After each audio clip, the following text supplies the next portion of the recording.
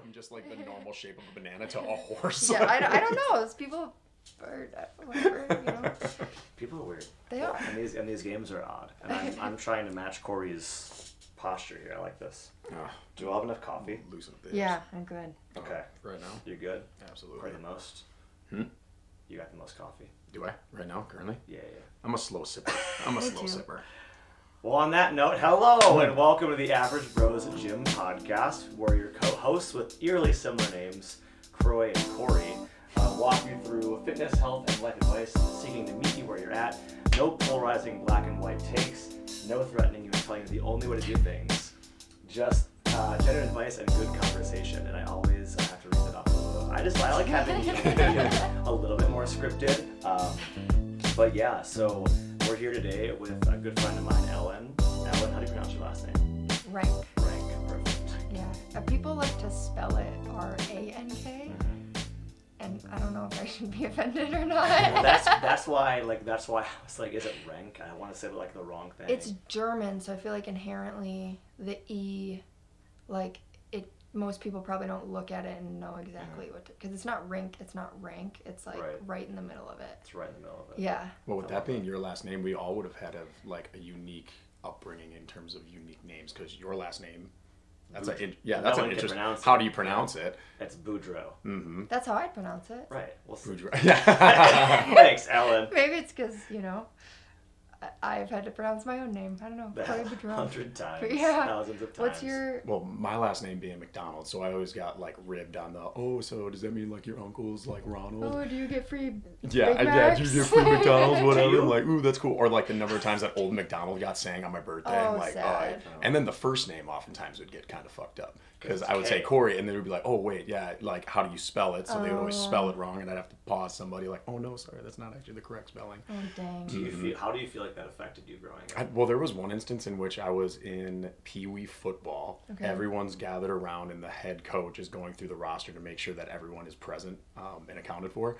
And all of a sudden, he gets down to my name, and rather than saying Kory, maybe the spelling was incorrectly done on the sheet that he was reading off, but he goes, Carrie McDonald, and I'm like a little Pee Wee kid, and I don't know how to like really respond or like correct the head coach, and I'm like, here, Like, I'm Carrie. And then every time I see this man now back in my hometown of Winona, Minnesota, he always makes a point of it to be, rather than saying, hey, Kory, he's like, Carrie. I'm like, oh, yep, okay, you still remember. Wait to call you Carrie the rest of my life. We should probably eerie similar names, Croy and Carrie. Croy and Carrie Yeah. and Croy and Rory, and I answered everything. Troy and Kory. It's like, okay, here's a story.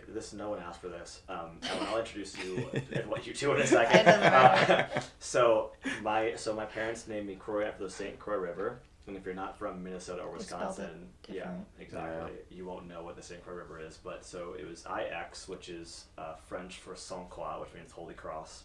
Okay. And they changed it to OY because they thought it would be like, people would get confused, IX, but now people read it and they say Kory because they just read like the four letters. Oh, well, yeah, because your brain inherently, when you read things, sees the beginning and the end and then fills the middle in. And that's how you read most of the things that you see.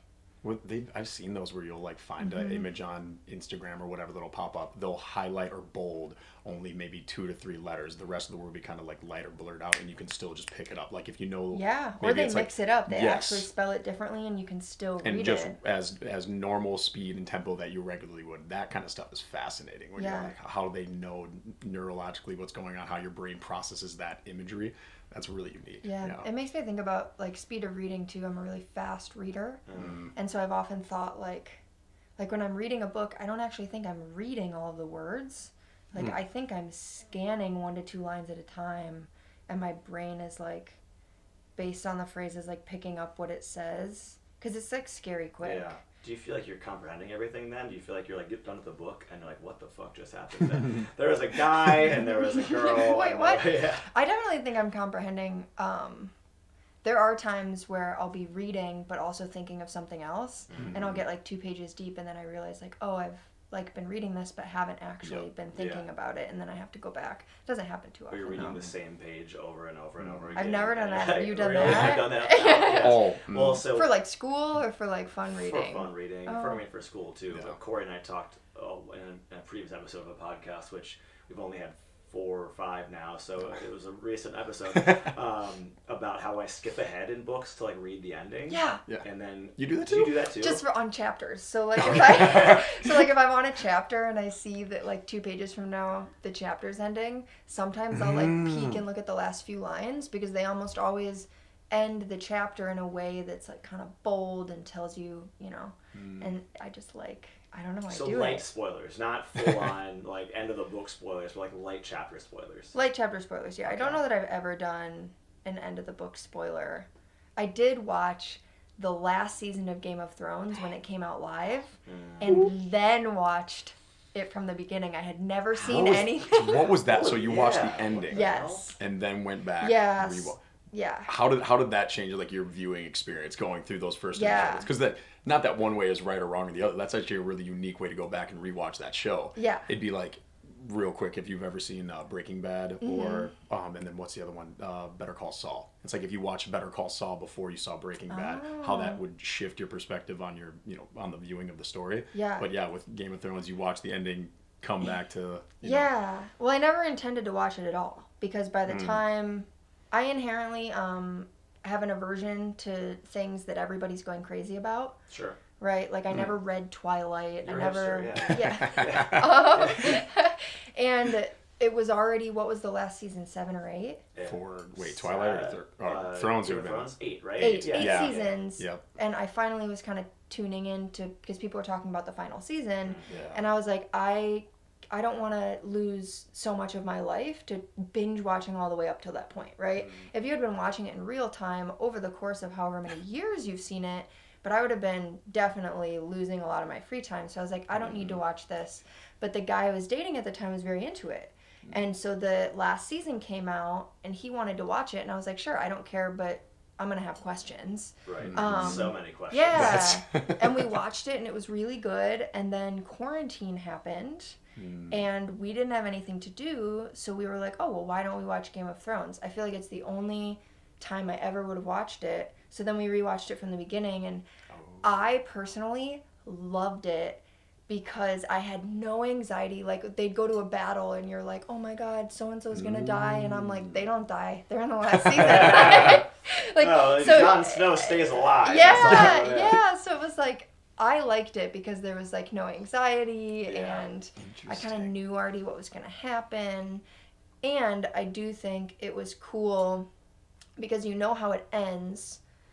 You get you could see foreshadowing that you wouldn't have previously known was foreshadowing if you were watching it in real time. Right? So these little details that I'm assuming people, when they go back and rewatch, they're like, oh my god, that makes sense because in the last season this happens. Yeah. The same thing's happening. I'm reading a book series right now. And as I'm reading it, I'm picking up on so many more details because I'm like, oh, I know how this ends and that actually connects here, but you never would have known it the first time. So it's really cool. Now, when you were talking about the reading style things and comprehending that information, have you read the Game of Thrones series as well? So it'd be interesting going back and reading a book like that and how you comprehend that information. Yeah. Are you kind of creating that world in your head, obviously, as you're doing the visual images, what those characters look like now that you've already seen it, how does that kind of change things as well? I always thought that, like, did I read the series first and that impacts my viewing of the movie or vice versa? I've always wondered that. So when I come across somebody that's viewed or read a pretty iconic series that a vast majority of people have also watched, but they did it in a slightly different way than the majority. It's always cool to hear that perspective a little bit. And I will say I've never read books of series that I've watched. I've never done it retroactively because I know it will be different and people will push back about this, but I like when I'm reading something for the first time to not know what's going to happen. And so, but I think I'm getting over that because I am rereading series now, which I never used to do, like with enough time in between. And so, like, I never read Harry Potter, but I've always thought about reading it because I loved watching the series as a kid, and I know the books have to be better than the movies. We just talked about the last episode. We had a big you still got the Gryffindor candle out. Yeah, so the same with Game of Thrones and hell, maybe even Twilight. I don't know. Sure, why not? Why not? Here's the deal. Twilight, I watched so back in 2010, whatever, when the movies were coming out. I was dating a girl at the time who loved Twilight, and we went to go see one of the movies. And in the movie, I was kind of just like, oh, I'm pretty fucking bored. I was like second or third movie, I think.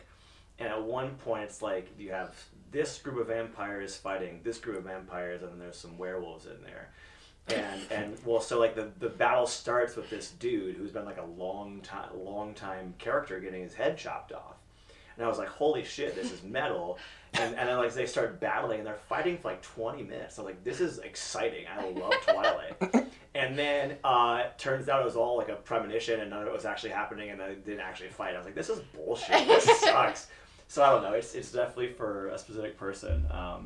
So I'd say don't worry about it. Don't worry I about did Twilight. not read Twilight. I don't know if the books are better. I feel like in the past few years, rewatch one of the Twilight series movies, and I was like, I loved this, and now I don't understand my past self. You know what I mean? Like, because the quality of movies has changed and the acting, and I mean, I think everybody always said that Kristen Stewart's acting was terrible to begin with. She always had those like rants.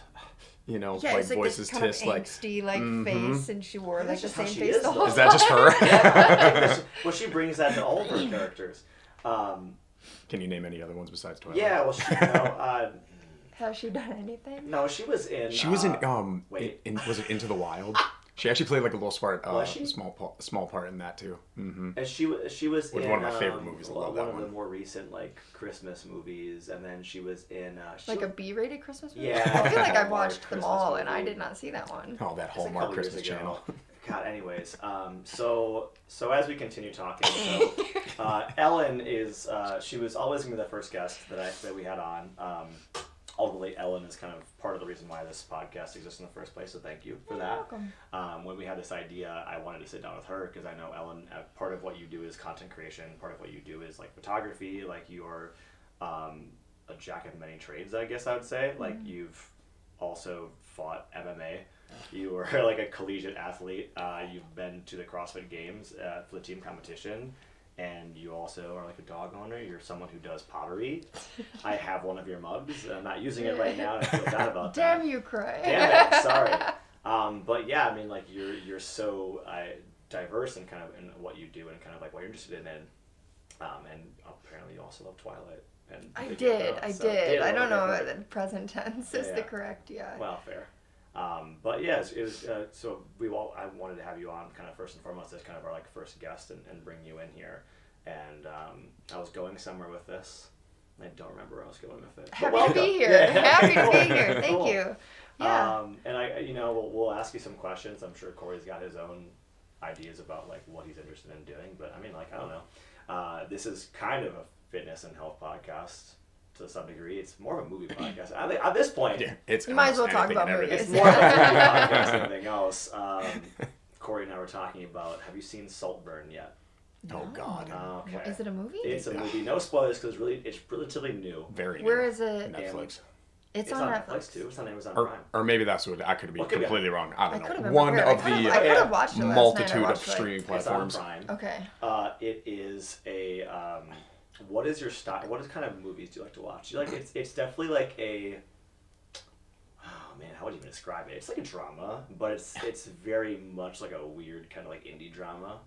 Anything but movies where everybody's just like shooting each other. I'm not a big action Sure. film Okay. person. So John Wick is out now. I honestly don't know what Yeah. I've seen it. I've watched action. I will never choose it.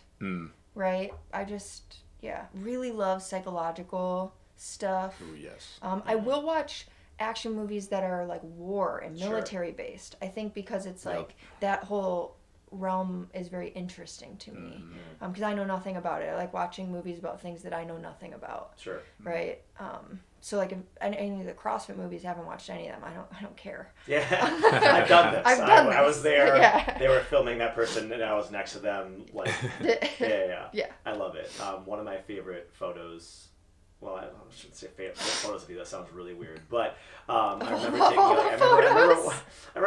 I remember watching the CrossFit Games when you were competing, and that was that moment that you were kind of squatting down, hunched over, and you kind of like just looked like you were so bored. It was the only time I think I was ever on camera at the whole games.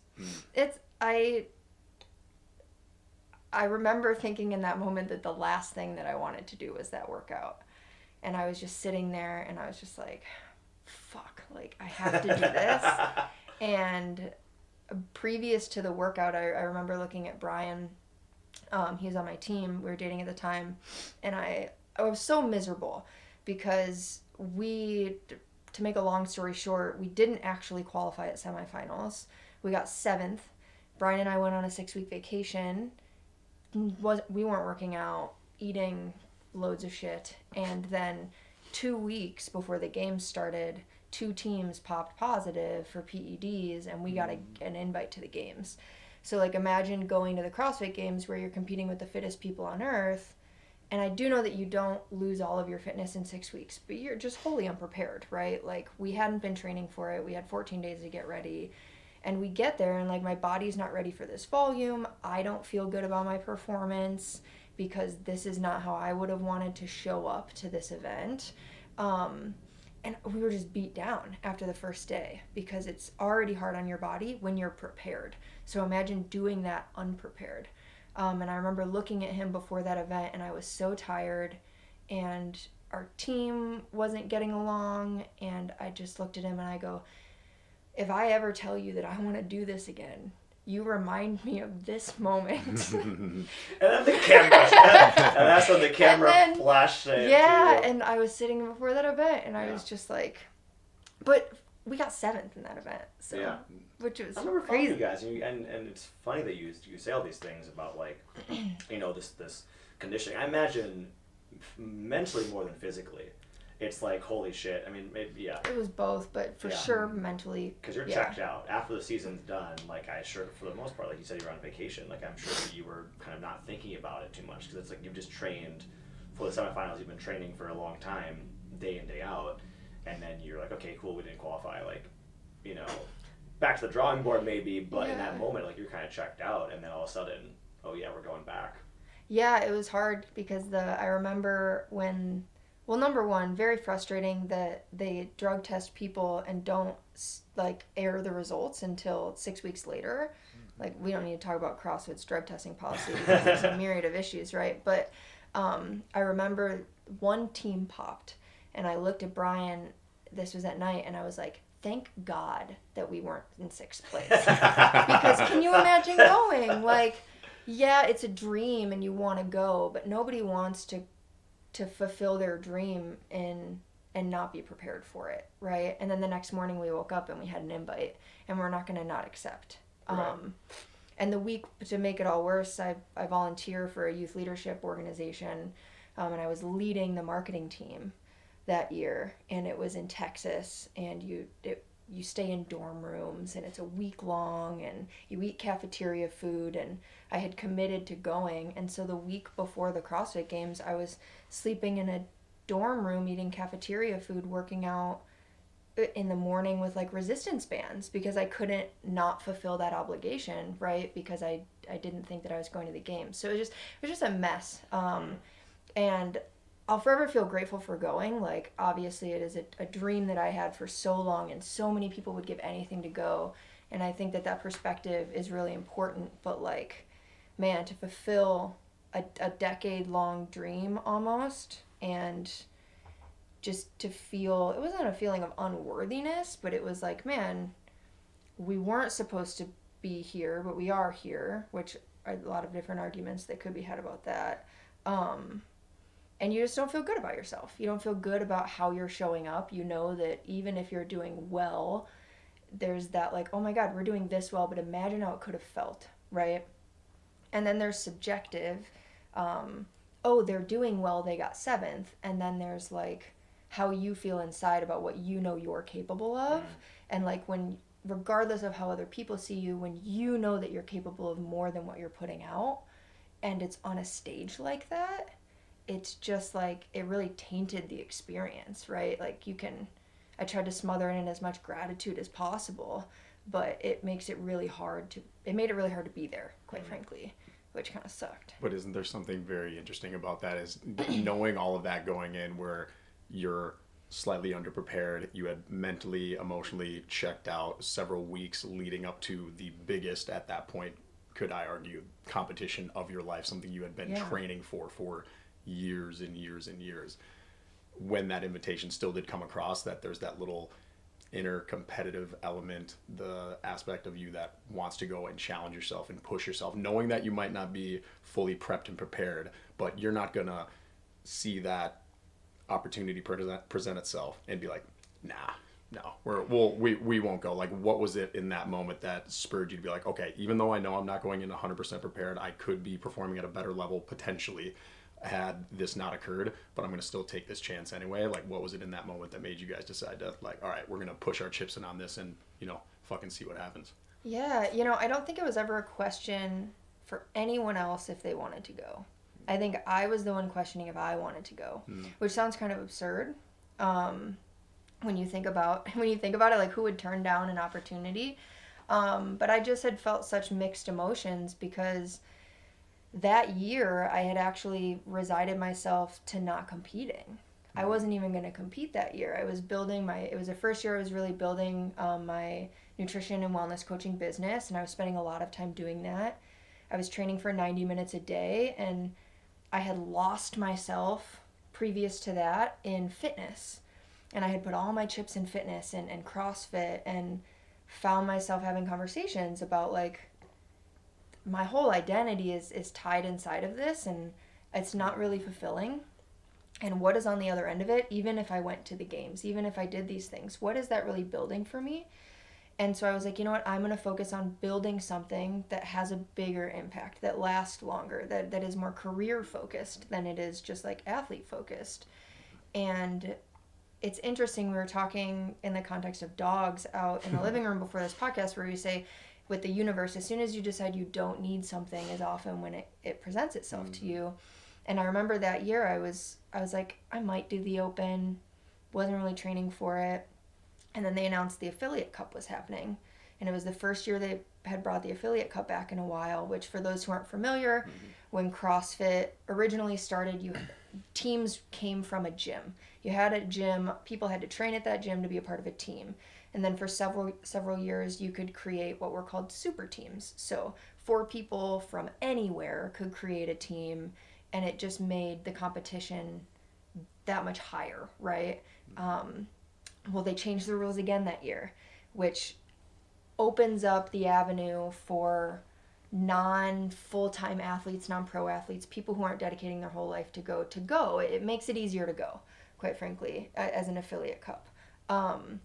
And Brian, it was his dream to go.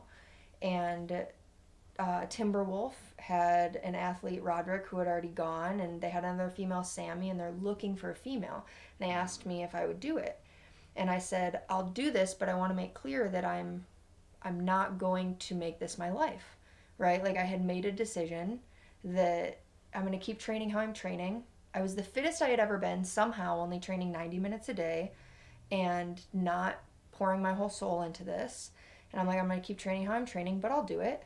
And I never believed once we would go. I was like, I know we're doing this, but I never actually thought we could go. And the whole season, Roderick was like, we can do this. I've been there. I know that we can do this. But you look at people at the games, and you've thought about going for so long.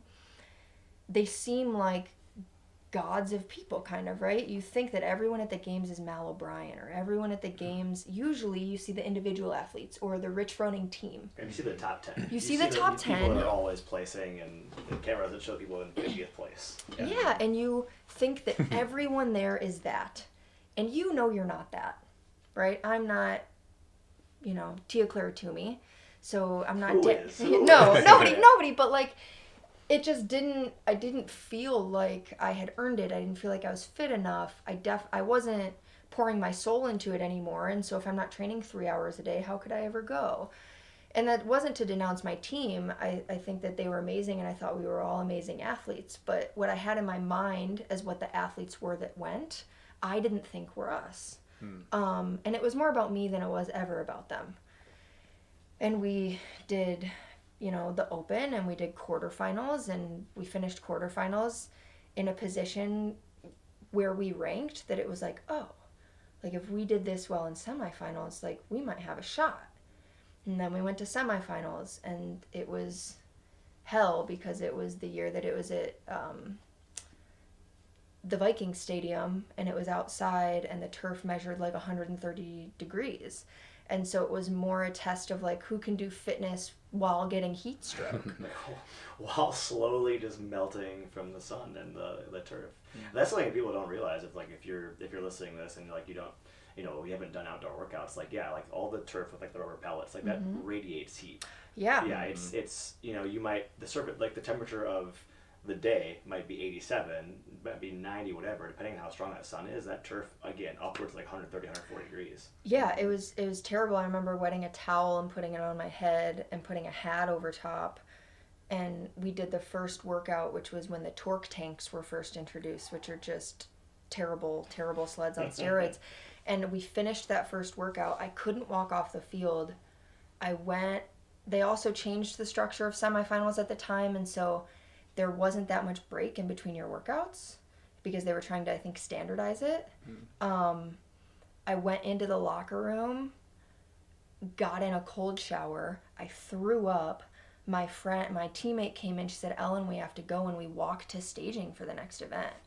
Like, it was, I woke up the next day for sure with like some heat sickness, but luckily because it was so hot, they pushed all the events back. And so I had some time to recover.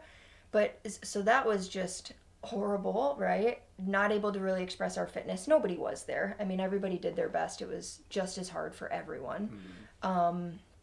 We didn't qualify, and then come back around to actually qualifying and going to the games. And it was like, I never thought we would go. I didn't ever think I was good enough to go. We don't qualify. We get a last minute invite. You go, and I'm less fit than I even was when I was training, right? And I'm trying to remember your original question. I think you were talking about we never know on this podcast. It's fine. Yeah, I think you asked what was the final decision. What finally pushed you to actually accept the invite and go? Yeah, kind of. Was it that inner competitor in you that's not going to pass up on that opportunity?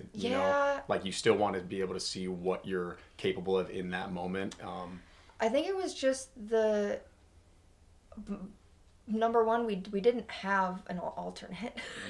Well, we didn't actually have someone that I could like if I sent the alternate, I would have been kind of dooming my team. And number two, I came around to the fact that like, even if I'm unprepared, like, how could I rightfully turn down an opportunity to go do a thing that, like, so many people spend their lives trying to do? Like, it felt like in that moment, like, it was this blessing of an opportunity to go to get to do this thing, and I don't know that I realized that's why I was doing it until we were done competing and I was standing in Vendor Village and my dad was there. My dad, he's so cute. Like, and you won't understand that unless you know him, and none of you guys probably will ever know him. But maybe you do. But maybe you do. And we were standing in Vendor Village and he looked around and he goes, we're looking around and he goes, "Man, isn't this cool?" He goes, "Look at all these people, like probably wish and dream and would give anything to be competing here, and like you get to compete." And I was like, "Wow, Dad." Generally makes me emotional. And that I was like, "Wow, you know what? You're right." Like, and at that point I was like, "Man, I wish I had savored it more. Like, I wish that I had." It wasn't self-pity. I never felt bad for myself. I think I just felt disappointed that I couldn't bring what I knew that I could bring there. And it was hard. Yeah. And then made worse by the fact that I haven't been able to compete since then. Well, and it's interesting too that you bring up the fact of how you were going through all those different thoughts and feelings and emotions, not only leading up to the competition, but then throughout the competition, post-competition, where you might have those self-doubts, even though clearly you look at your body of work and what you are physically capable of, and yes, you are an athlete that deserves to be on that stage, to be on that floor. You still have that little thorn in your side because you did earn it. 2 teams ahead of you did pop, and then so they got their spot Technically by cheating.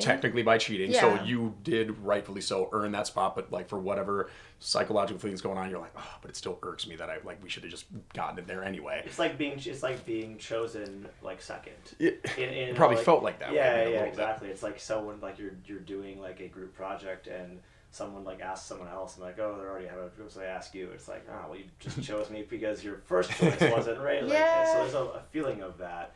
But also, like Kory said, a feeling of like, I think in all the, and I think sometimes in the most competitive athletes, and you've talked to me in the past about how like, hey, CrossFit wasn't necessarily your favorite thing. Like CrossFit wasn't necessarily like your dream, but you're a competitor in the first place. Before anything else, you're a competitor. And so I think there's always that feeling maybe when you are a competitor and you are like, it's kind of like you're your own harshest critic. And you know what I mean? And it's like, that's double-edged sword, because when you fail or when you feel like you're not ready, like that is like a very debilitating feeling. But at the same time, that self-doubt does also kind of propel you forward, because you're like, I will prove to myself and prove this. Like that is a little bit more motivating to you, because like essentially you have very high demands for yourself and you rise to meet those. Yeah. So was that something that you felt like you kind of always had? Like when was like the first time? I'm kind of curious, because I know you also competed in collegiate track and field, correct? So like, I don't know why I'm sounding so sorry. I got my interview voice on. Okay, I'm gonna have to move more chill. Sorry. So like, you sound like yourself. Okay, cool. Do you feel like when did you kind of first notice that you were like, hey, I want to win. I want to kick ass. Like I want to push myself. I've competed in things since I was young, and I don't mean this in any ego-driven way, but I'm naturally athletic, right? I'm one of those people. I'm not like a Tia Claire Toomey natural athlete, but when I was always good at sports, and it was always so much fun. It's fun to be good at things. In school, you were the first one picked for like kickball, dodgeball, could be any sport. Yeah, I started on all the teams. I played all the sports, right? I only but I also like did choir, and I was in jazz band, and I. What'd you play? Saxophone. Oh, me too. Hey! Fuck. Yeah. But like first chair saxophone, you know what I mean? Oh, same. Let's go again. Yeah. Wait, alto, tenor, Barry, what were we at? Alto sax. Number 3. This makes sense. Did we just become best friends? You're the 2 best CrossFitters in this room, so it makes sense that you both play alto first chair. Hey, we all podium though. Yeah. Hey, we do. What? Well, you if said there best was a podium CrossFitters. in this room. Yeah, we all podium. That's true. We're all winners here. There we go. I've done one skip competition. Continue. But so I think I just from a very young age was drawn to like having fun and maybe being passionate about things. Like you even said when you were introducing me, there's this jack of all tradesness. I've always had an enigmatic personality. I've always liked doing all the things. I like trying all the things, and I think I've been very blessed also to naturally be good at a lot of things. There are definitely things I'm bad at. And so when it comes to like when did my competitive nature, like my drive to win start, it's interesting because I this sounds cheesy. I think when I was young, it was really just a love of playing things. I really loved to do the thing, and I was lucky enough that because I loved it and when I did it, the winning came on the other end of it. And obviously you want to win, but I don't know that I ever went to play to win. I went to play to do the thing. And at some point along the way, I think I lost that, like a lot of us do. We lose a joy for things because I think back to this often, actually. I grew up in a very small town, and I was in the paper a lot because what else? They didn't have much else to talk about other than Heather, high school Colin sports. Stock rise again today. Yeah, like high school sports is like the pinnacle. And I realize now, looking back, that a lot of the affirmation that I got growing up was being seen playing sports and being seen, scoring or the team winning. And I think that over time, morphed into a lot of my identity and a lot of my drive. It was more about like, you want to feel seen and you want to feel understood and you want to feel validated. And that comes on the other side of winning. So it's interesting. I don't know. I've never been someone, I don't feel like I need to win, but I know that when I win, I feel seen. Well, does that make sense? Well, I wonder if it's maybe not necessarily the winning per se, but recognizing when you're a kid and you're excelling in something in relation to that of your peer group. You're like, oh, I have a not only potentially natural talent for this thing. It could be sports, it could be music, it could be choir, whatever that it might be. But you recognize within yourself that you have this, God-given ability to perform this at a level that is superior to that of your peers around you. And then when you also put in the time and effort into bettering that craft, that inner competitor in you is just like, ooh, where can I take this, and excel? And it might not necessarily, at least how I view it, is maybe not necessarily the winning that we ultimately desire, but knowing that work that we did beforehand really paid off. You hear that a lot of the times too. And I think when I look back, you had mentioned Matt Fraser and Tia Claire Toomey, two of the arguably greatest CrossFit Games athletes ever. And they both will touch on those stories where they both had a unique moment on the competition floor going into one of their last events, and they both talking about it beautifully. When Fraser's finally on the floor, he realizes this is his last kind of run, and he finally takes a moment to just breathe it in and soak up the crowd. And Tia Claire Toomey does it up on the bar muscle. She might still be going, but just to look at in that moment when they're so focused on their career aspirations and their sport, and that goes along to the Federers and Jordans and Simone Biles and Serena Williams, where just they want to light up that engine as far as it can go, see what they're capable of. The winning, cool, that's a payoff in the long run, but I think at the core of a athlete as a competitor is just seeing what you're truly capable of. And I think that's a really unique aspect of sport, I think, in particular. What was that first area? It could be the music side of things or sport where you recognize ooh, I have a innate passion for this and I have an innate talent in this in relation to that of my peer group. Did you have that kind of moment where because I know for me it was football. That was the one that kind of set me, I felt, aside a little bit, basketball and some of those other Carrie things. McDonald. Yeah, Carrie McDonald. Carrie. Old school, But what did you have one of those where you're ooh, okay, I can tell I got some talent here, or that you were even told maybe by parents, coaches, whomever, were ooh, you got a knack for this? Yeah. It was probably basketball, if I'm being honest. I loved basketball. But I never felt, this isn't interesting, I loved basketball, but I never felt the drive to put the work in to be better, which sounds weird. But my coach would always be like, you gotta do these ball handling drills, do this, do that, and you could be the best point guard. And I'm like, I don't need to be a good point guard. Mickey's an awesome point guard. Put her in. And so I think she was the best. I love Mickey Facino. Shout out Mickey. You'll never hear this podcast. But, hey, maybe she's searching your name. I don't know. Who knows? We're gonna send it to her directly. Yeah. She's on Instagram, right? But in terms of a recognition of excelling, it was basketball.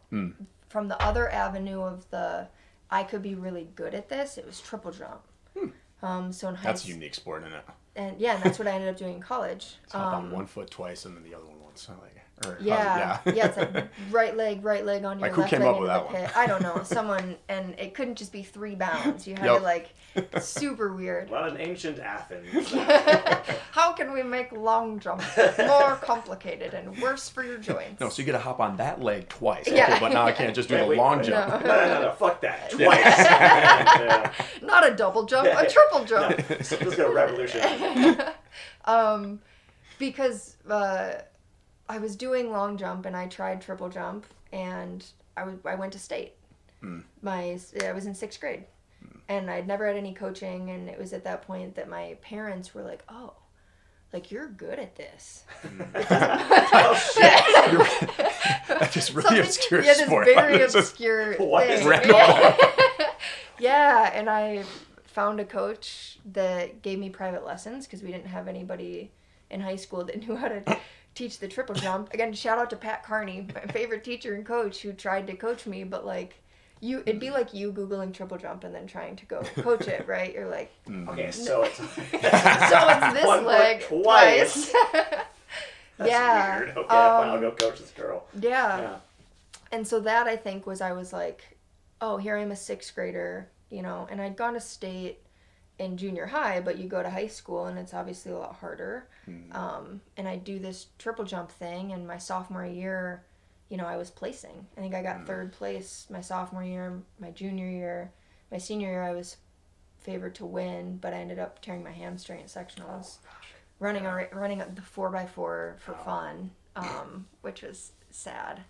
But it's like, I hate that because it's like you said, like, you started off doing things just because you enjoyed it. Like, you just had fun doing it, and it so happened that you were good.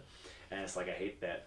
And this makes sense, but like, you get to this higher level of competition and you keep going higher and higher, and the stakes become greater. All of a sudden, it's hard to do things for fun. You can't just run a race, because then if you get injured, you're like, well, fuck, now now I have this chance to compete.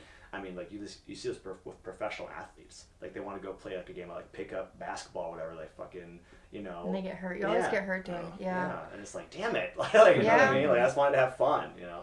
Well, and it's interesting because I tore my hamstring, and then a lot of shit went down. I think, like, from a physical and mental health standpoint, once I reached college, you know, being gone from home for the first time, I had a long distance boyfriend, which was a huge mistake, but I went on birth control and I gained weight, but I didn't know that's why I gained weight until like a few years ago when I started learning more about hormonal birth control.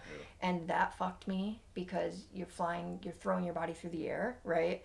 But my coach blamed me. Then I got an eating disorder. Like, I know I'm combing through a lot of different things, but like, dude, my performance tanked is what I'm saying. And so it wasn't fun anymore because I wasn't good. I wasn't doing what I needed to do, what I was being paid to do, because I was on scholarship my freshman year.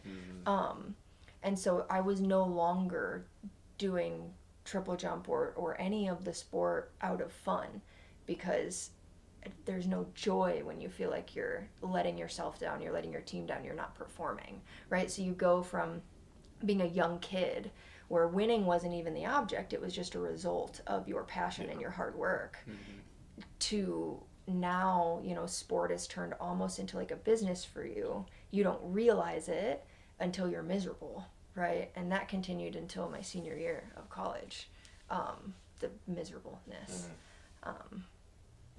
Well, and that business aspect of things too, that's a unique element now that's starting to trend a lot more within college, being like NIL. Like, how far does that start to trickle down, you know, before you'd start seeing that potentially even like in high school or whatever that it might be, that all of a sudden you're taking what is at its core just this beautiful game that boys and girls are playing, then men and women, just for the sheer, again, passion of it and just wanting to excel and, you know, work on a craft.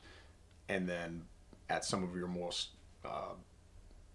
like pinnacle years of like teenage years, figuring out like friends and interests and, you know, where the direction that you want to get in life and all of these things. Now, one of these things that at its core is one of your favorite passions, could be your sport or whatnot. Now there's like more of a business leaning to it. And now you're worried about like money and people trying to work or manipulate you. Are they actually like on your side, you know, or have your best interests at heart? You know, it's going to be really interesting to see where that avenue or like where that kind of continues now moving forward, because we're just on the cusp of that a little bit, being, you know, NIL and all that kind of aspect of it. So yeah, and it's interesting to think about because, you know, you have these athletes at the higher levels where it's definitely a business because they're getting paid. Yeah. And then you have athletes. So I ended up transferring to a Division III school my sophomore year. It was actually under the coach who had trained me during high school, who I mentioned private lessons. Who had Google searched triple jump and yeah, we Googled triple jump coach and his name popped up. Not that coach. Okay. Not Carney. He was actually a college coach. Sure, okay. But then you have people at Division III levels or lower levels who aren't being paid, who treat it the same as athletes, right? So, and not all of them, but you just talk about, you know, the joy being taken away from it in the business aspect. And it's interesting to me that that is even gone, and it even sometimes feels like a business when you're a college kid doing something and you're not even being paid for it, right? It was one thing when I had a full ride scholarship and the coaches were like, you're expected to meet this standard. And it's like, wow, that's tough. But I get it, you're paying me a lot of money essentially to do this. And then you have a bunch of kids who are expected to meet standards at schools where they're like not even getting paid. I don't know, it's just all, the joy isn't totally gone from sports, but it does to me make it a lot more difficult to find the joy when there's so much pressure like laced into it. So what is something that, because I know you had briefly mentioned that you kind of haven't been able to compete for a while, at least in kind of like, at least in terms of like CrossFit space so or just like anything. athletic space. So, I mean, so what is something that you kind of, because like, you know, what is something that you've kind of started up in the last however many years for joy, for something, for finding that fun again? So I think a lot of people, and this is a cultural thing, it's not just sport, we're afraid to start something because we don't want to be bad at it. A lot of people, and a lot of people are like, well, what's the point of me practicing piano? What's the point of me learning a language? What's the point of me doing this? Because they're afraid to be bad at it. I mean, we see this with, and obviously I coach at Orange Theory, and we see with people on the rowers, is it's not running. So people are like, oh yeah, I don't like the rower. And it's like, do you really not like it, or do you feel like you're not good at it, so you don't like it? And so I think we do have this kind of fascination with like, it's something's not worth doing unless we're good at it. So kind of like, what is something that you started in the last however many years or whatever that you're just like, you know what, I don't give a fuck. Like I just want to do this because it sounds fun to me. Yeah. Before I answer, I'm also going to say, I think for any competitors listening, as a competitive person, it's not only a hesitation to do something because you're not good at it. I also think it's a hesitation to do things that you don't think are going to turn into something great, right? Like, well, why would I do this if it's not getting me to a bigger place? Why would I do this if there's not a grander reason for it, right? Like, as an athlete, all the work you put in was to reach this, like, giant goal.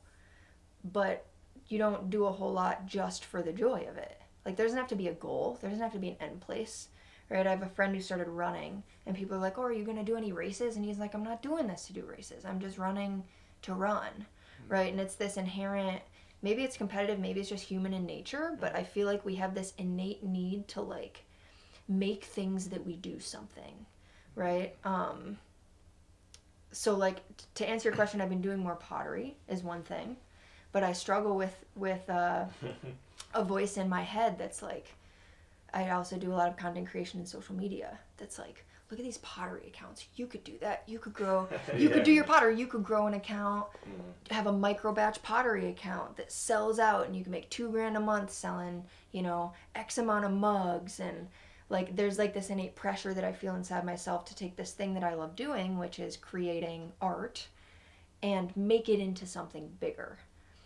Doesn't mean that idea is bad or wrong, but in the pursuit of doing that, am I able to do that and not lose just the joy of it? Does it then become a business? Is there a way to toe the line, right? The questions that I ask myself. And then to better answer, the only thing that I have done that is literally, I took a hip hop dance class. Hell yeah. Let's go. But even then, at the end of the class, they were like, does anybody want to start like a hip hop dance crew for competition and all this stuff? And I like wanted to. I was like, Dan Universe talking to me here. I know. I was like, well, because I've often said I would trade all of my CrossFit ability to be a good hip hop dancer, and I stand by it. I stand by it. But I didn't join the crew. That wasn't bad. It wasn't that for me. sounds pretty cool. Yeah. Yeah. So I took that one class. I haven't taken another one. And I do pottery, but I struggle because things that I often find joy in, this I am good at, and then I find myself wanting to make them into things bigger than just doing the thing, right? I said earlier that I used to love to do stuff just to do the thing, and it didn't have to mean anything more. And I don't know where along the way I got this idea that everything that I do has to mean something more or become something in order to be like a worthy pursuit, or, and not even that, but I just like, I feel a drive to like make things more than they are. Well, I think too, just as people, as you get into your career, as you get into investing more time into your various hobbies or whatever that it might be, you start to just look at your allocation of time and you're like, okay, is this going to be a worthwhile endeavor that I want to pursue right now? Is this going to pay, in your mind, dividends, whatever that might look like? Could it be a monetary incentive that you're going to invest this time to do the pottery to be able to get some extra cash or whatever that might be, or just the sheer enjoyment out of it? And we're all just, I feel at the end of the day too, oftentimes creatures of habit, and we know those things that we want to go back to, that we know are going to make us happy. Like, okay, I could go do my run, which I know I enjoy, or I could go to that new hip hop class, but I know I enjoy this. Am I just afraid? And then you start having all those different variables that could come into place. Oh, I don't know what I'm doing, and everyone else is going to look at me, and then I just feel uncomfortable, and I want to go to the thing that I know. And I feel as though as kids, you don't necessarily have those reservations about things nearly as much. Like, you're willing and wanting to explore a variety of different avenues and pursuits. And it's once you start to grow, maybe understand your allocation of time a little bit more better, and then you don't have the societal pressure, you don't have that peer pressure. Oh, how are people going to perceive me? Because now as you get older, your brain starts to comprehend all these different variables into place. So I think that also probably has a big influence for a lot of us into making that decision at that time. Do I pursue this? And you go through all of those different variables, and that's just also in and of itself, having that conversation in your mind, that is also just draining. That by the time, how many times do you play that conversation pre-contemplation of like, you know, what you're going to do, or the contemplation stage of engaging in a new behavior? That, I mean, how long do you stay in that area, stay in that stage, and then finally you do take the hip hop class, and you're like, well, what the fuck have I been waiting for? Why didn't I do this? And it's like, you know, we all go through that from time to time, and it just sounds like that was your latest, you know, dip into that pond of trying something new. That's one of my favorite questions to ask people, especially as you're getting to know them. Like, when was the last time that you did something new? It is a fascinating answer that you may or may not receive, because some people can come up with it on the spot, and other people, they really get stuck and they're like, how many times have you been playing the same day in repeat? It's Groundhog Day, you know. But honestly, it's a good just thought process, or like just a idea to engage in. Like, okay, am I just allowing these days to potentially go by? Why am I not pulling the trigger on this thing I've been thinking about doing for potentially years in some people's cases? You know, that allocation of time, the variables, the social pressure, all those other things. It's like, ooh, really think about that, and why not just, you know, jump on that, go to that dance class. So it sounds like that was one of the latest pursuits, was going to the hip hop thing, but maybe not necessarily something you want to pursue moving forward, at least the small group deal. I'd love to do more classes. I just didn't, for a variety of reasons. I mean, the class was at like 8 p.m. to 9 p.m. and winter came, and it was really dark, and I usually coached on that day, and it put a lot of pressure on a different coach to cover those classes and switch with me. And so there's like a variety of really good excuses, right, to not do it again. And maybe not even excuses, but also legitimate reasons. They are legitimate reasons. You know, I could have, if I really wanted it, made it happen, because I am a big believer that, like, when you really want something, you will do it. And I didn't want it bad enough, right? Like, which is fine. Well, how many people aren't willing to sit with that either? Like, recognizing and owning up to the fact they're like, okay, if I really wanted this, like, if you really wanted that, you would have made it happen. 100%. You see it a thousand times. I mean, people that, you know, just to bring it back to like a fitness and wellness space, I mean, you know, people obviously cancel all of our gyms. Like, people quit their memberships for a variety of reasons. Some of them more legitimate than others. A lot of the times, you know, it's like people will quit, and they will cite like a lack of time, lack of this or that. It's like, but you made it work at this point. Or it's like, you haven't, like, it's not working for you, but you haven't been in 2 months. You haven't been in, you've been coming once a week. It's like, at what point do you have to look at yourself and say, like, this is my responsibility to make the time for this. And if it's not a priority for you, like, that's okay. Like, if you're listening to this right now and you're working out like once a week, and you're like, this right now is not a priority for me, like, there's something wrong with you as a human being. Like, you're not a shitty person. But understand, like, that is also within your control. If that's not a priority, that's okay. But then don't expect the same results or the same outcome from if you had made it a priority to do XYZ X amount of times per week. Yeah. I know that like in my own fitness, I'm exercising probably like 2 or 3 times a week right now. You know what I mean? And it's like, so I can't look in the mirror and be like, oh, why am I not as jacked as this person? It's like, I'm not, it's not my, I'm not, even if I feel like it is, I'm not taking the actions required to make that my priority. And that's 100% my responsibility. Yeah. And I think that's a tough pill to swallow for a lot of people. And so it's easier to be like, in the terms of making it's easier to be like, oh yeah, this is the reason why I can't do it, and kind of like stop talking about it. Yeah. There's like 2 things that come up for me as you're saying that is, I mean, number one, recognizing that obviously there's like time is a privilege, and there are some people that don't have as much of it, right?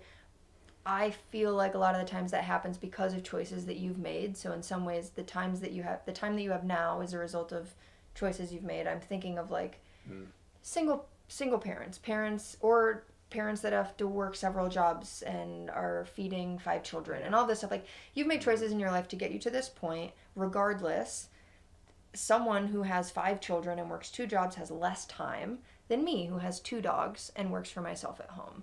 Right? So it is easier for me to sit here and say, if I really wanted it, I would make the time. And I do think that there's a point where it's like some people don't have a lot of time, and you do have to prioritize. But coming back to that point, like that small amount of time, like what's realistic for you, right? Do you have 15 minutes to do something, right? You might not have 90 minutes or even an hour to go to an Orange Theory class, but a good friend of mine, she's a mom of 4, runs her own business, does all this shit. She found 15 minutes in the mornings to do a 15-minute workout. And now she gets up at 5:30, goes to a berries class, right? Like, she was able to make it work now. She sacrifices sleep, and I think maybe she should sleep a little bit more, but that's another question. But I guess what I'm saying is, this conversation, I always go back and forth in my brain because I'm a big believer in taking ownership, and that if you really want something, you can make it happen. I also recognize that I've never been in a position where it's been really difficult for me to make something happen that I've really wanted, because I do have time freedom given the place I'm at in my life.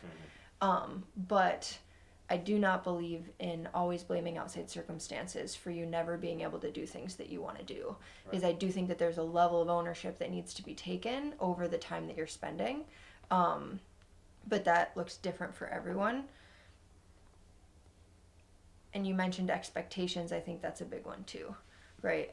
The expectations of what you're going to be able to do given the time that you have is important. People on the podcast, I don't know if the video is even going to get posted, but YouTube. Check it. There we go. I used to talk with clients. And as I talk, I'd move my hands like I am right now. Like, imagine your time freedom and your level of choice as like a circle, right? My circle is massive. Each day I get to choose how I feel that day, because I've created my life in a way that I only have to take care of my dogs, and I have clients, but I could work on whatever days I wanted, right? I have all this massive amount of choice that I can make for how I eat, when I work out, how I work out, how much time I can spend at the gym. If I had a kid, that circle would get smaller, right? If I chose to go back to school and had less time because now I have classes, that circle gets smaller. Oh, now I have debt, and so now I don't have as much money to spend, right? Because I am putting more money allocated towards school. That circle is even smaller, right? And so, like, the more variables you have in your life, the less freedom based on the choices that you've made up until that point that's created those variables, less freedom you have. Does this make sense?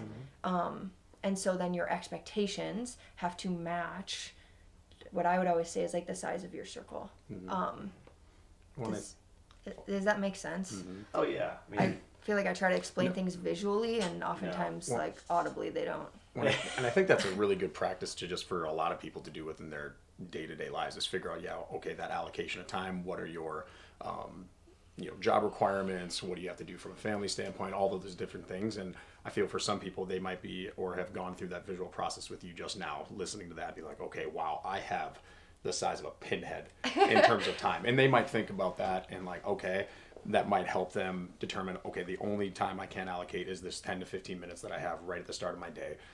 And for some people, they might also think about that and get really disheartened. But I think what's kind of beautiful in that is, I was thinking as you were talking about that, diamonds being made in the rough, and how many people have come from absolute nothing. Yeah. The resiliency of the human spirit, and then they have gone on to pursue and achieve phenomenal achievements within their life. And that, I think, is also something that a lot of people can think about is, hey, even if you do find yourself in some really, like, in a dire situation, or you're looking out like, I don't know how I'm going to get out of here, I'm barely keeping my head above water, you know, there are still other people who have gone to achieve great things, having that mental fortitude, the resiliency. I get there's areas of luck that are also involved in this, and going to have a couple things kind of swing your way, but that you can, if you choose to pursue it and have that level of discipline, dedication, resiliency, to be able to come out of that scenario and end up on a better side of things. Like your friend that was able to do 15 minutes. You know, if that's all you can do, that's... And where does that lead? Right. That that's 15 the minutes, thing, and like that day after day after day after day, and you keep showing and proving to yourself, they're like, oh, you can show up for yourself, and I can get this done. And now that discipline, that's starting to pay off in whatever way. Maybe I'm down like the couple pounds that I wanted to be, or, oh, I've made a little bit of extra cash. That's giving me a little bit more freedom. And then you keep showing up again and again and again. And ultimately, like, sky's the limit at that point as to where you can ultimately take things. That's just like a beautiful way to kind of think about it. Yeah. Well, it's consistency, it's perspective, right? It's like, what's your 100% is another great way to think about that, you know, circle reference. It's like your 100% might be 15 minutes. And the perspective and expectation of knowing that, like, you can't expect yourself to be at a place that requires an hour a day if you only have 15 minutes a day. So what, you know, your 100% is at 15 minutes, and you have to, like, find your ability with yourself to be proud of yourself for hitting that 15 minutes, right? I think you mentioned people getting discouraged. It can often, and I've run into this at times where it's like, man, I'm discouraged that I don't look like this, or I haven't achieved this. And it's like, well, I'm only able to put this much in right now. And so finding a way to be proud of yourself, like, man, I hit 15 minutes every day for 30 days. Oh my God, this whole year I did 15 minutes, and now I'm at this point. Like, expectations and perspective. And you mentioned where it leads. My friend now is doing, she does 15 minutes now 3 days a week, and 2 days a week she does an hour-long personal training session. Right? It grew for her. Like, she's able now to do even more, and she goes to Barry's every once in a while. And so it's like, but that started with her just committing for the 15 minutes and not feeling discouraged that she couldn't do more. Yeah. Damn. Well, and what was one of those areas where you had mentioned you had gone through, and you kind of briefly danced on those topics a little bit of being a collegiate athlete? You had the business side of things kind of come to play. You had like the injuries. I think you also mentioned they're going through like an eating disorder at the time. Like, when was one of those instances, if you feel comfortable sharing, where you felt that, oh my gosh, the walls are closing in, you're like, my allocation of time, or wow, I have all these different constraints kind of like going on, or battles that I'm kind of presenting myself? What was one of those daily habits or things that you integrated in within your routine that you kind of kept showing up for yourself that got you, you know, to where you kind of are today? I feel like that's an interesting question that the time in my life where I think I had the most going on was in college. And I was just really disciplined. But I also, looking back, I think that the discipline was also kind of like a coping mechanism. Like, I kept myself so busy that I didn't have to face how I was actually feeling. That actively distracted you from the things that were maybe going on. Yeah. I think I had like a lot of interesting. mental health issues that I didn't realize that surfaced my freshman year. Like, my dad had a heart attack. My brother was almost paralyzed. Like, my freshman year was a shit show. It's very traumatic. So traumatic. Away from home. Away from home. Well, and then you're engaging in behaviors that are going to be from the outside in perceived as like incredibly healthy. Like, you might be allocating 2-3 hours in the gym. You're like nutrition or something that looks like it's dialed in. Like, meanwhile, you know, the inner turmoil that you might be experiencing is, you know, huge. You're like, oh my gosh. But everybody else looking on the outside in is like, oh my gosh, she's fucking killing it. Yeah, that's you know? the story of my life is like this, like, oh, Ellen's so disciplined. She's like, everybody looks at you and they think that you've got it all together and that all these things that you're doing are amazing. But the reality is that, you know, they're just representative of the struggles that you're having. And at the time, you know, when I was going through my eating disorder and all of that stuff, I couldn't recognize it for what it was. So it wasn't like, I mean, I knew it was bad. I don't know that anyone who has, so I had bulimia, and I don't know that anybody who's, and I could lightheartedly talk about it now, like every time I'd throw up, I knew it wasn't a good thing. And I'd always tell myself that I wasn't going to do it anymore. I have notes on my phone that I had like typed to myself that was like, this was the last time, you deserve more than this. Like, from now on, you're going to value yourself. Like, these notes that were like these declarations to myself that I didn't need to be doing it anymore. And yet I still would do it. It was like a slippery little slope that you kind of like found yourself on. So I experienced that as well, going through a stage of bulimia as well. And having those moments where you're looking at yourself in the mirror or whatever, and you're like, oh, that's the last time. That's the last time. It's not going to be the last time. And then all of a sudden, fast forward, you're standing in the moment and you're just like, I did it again. Like what? And it's addictive. And it's a neural pathway thing. I had a therapist once explain it as like if you're sledding down a snowy hill, and the first time you go and you put your sled down, the snow's fresh and the ride down is like kind of slow, right? But every time you walk back up to the top of the hill, you keep putting your sled on that same path and it gets faster and faster and faster. And how difficult would it be to put that sled on a new path, right? Rather than just going on the same one again. And that's something that's always stuck with me, is this like, and not to shirk the responsibility, right? Of like, I was still choosing to do the thing. And I've always struggled with articulating this, because I know when you have a mental health disorder and people who are dealing, maybe you're listening and you're dealing with something like, I'm not saying that it was my fault, but I do recognize that like at some point I was choosing to remain on the path that I was on, whether to get off would take a choice of getting help, or for me, I actually didn't get help. I just one day like made the choice to stop. And was able, thankfully, to like actually stop somehow. But yeah, I don't know where we started on this. You had asked a question about well, just like when you're in that moment and you realize you're going through some potential like hardship, like what was one of those things that you always kind of fell back on? Could be from like a discipline standpoint, of activity that you regularly engaged in, a routine. Could be just like, all right, I'm going to spend like, you know, my 5 to 10 minutes journaling. I'm going to get out for my 5 to 10 minute walk. That might have been one of those first initial building blocks to kind of work your way out. You know, out of those stages, you know. I don't know that I have a great answer to that question, because I feel like and it could be a lot of different things for a lot of people, I would imagine. Yeah, I don't know that there was like a habit that I did that helped propel me forward, because I feel like my issue has always been not being in touch enough with myself, right? Like, very easy for me to, if I decide I want to do something, I'm going to give it my all, and I'm going to schedule out this stuff, and I'm going to take these actions. And what I have really, like, I'll say struggled with the past few years is this, like, if I'm not that person who loses themselves in dedication and rigidity at the expense of like listening to your body and being in touch with yourself, like, what is that balance, right? Like what, I don't know, this is a really interesting question. I know from a mindset standpoint, I mean, once I got my dog, like he's something that always brings me back, right? He like, that can always bring me back to the present moment and just brings me down to being with him. I call my mom a lot.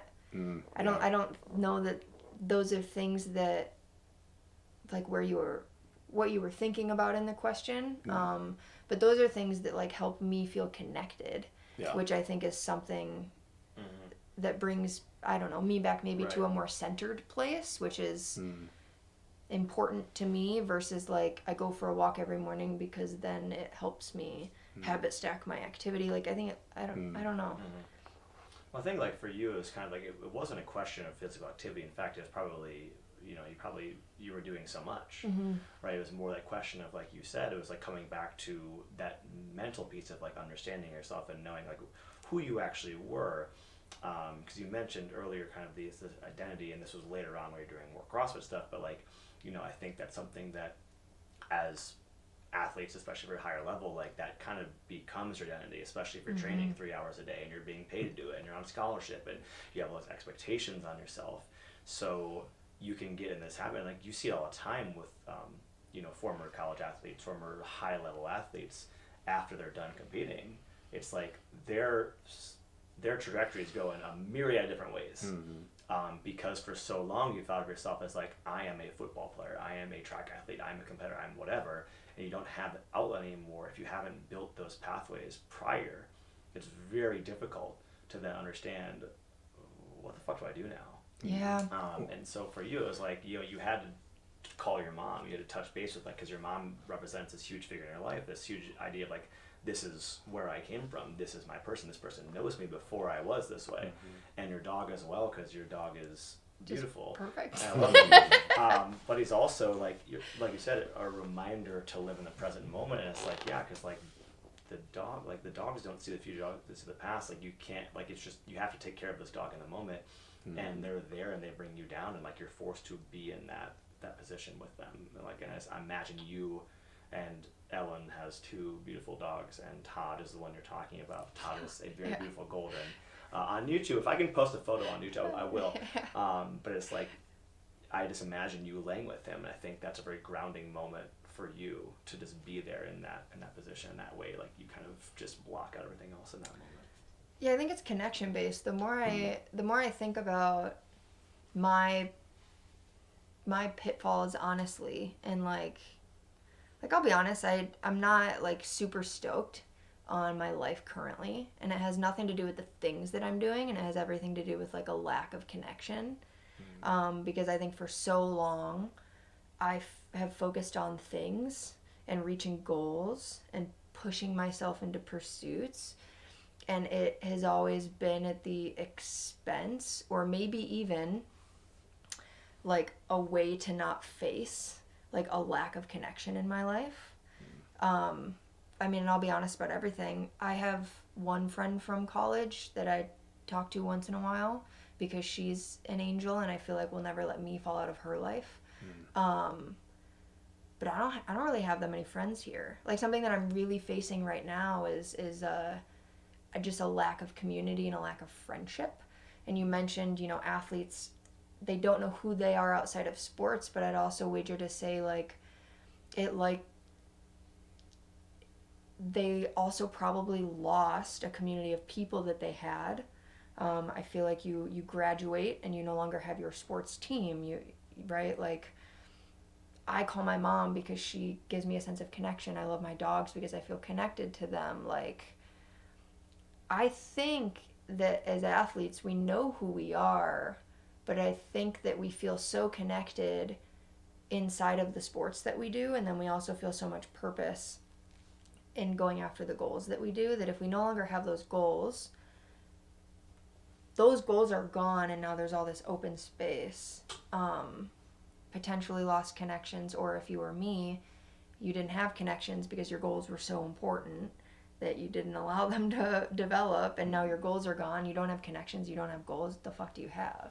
So I don't even know as much that it's like you don't know yourself. The more I think about it, the more I think it's like there's so many other factors at play. Well, and it's like, I wonder as well, to get to that level in your career and business and sport, to be one of the highest achievers, there is no like even ground. There is no balance within your life. Like, you have to be all in, to the point where you'll hear athletes talk about it all the time, like everything got put on the back burner to just this one pursuit. And you hear it a lot with athletes, but that would also go to be said with, technology, whatever that it might be. It's like, if that is your one and all sole mission in being in life, like, yes, are you going to be willing to make those sacrifices of family and friendships and connections? Like, yeah, I would love for you to be able to come down to my bachelor party. Oh, I have a competition that weekend.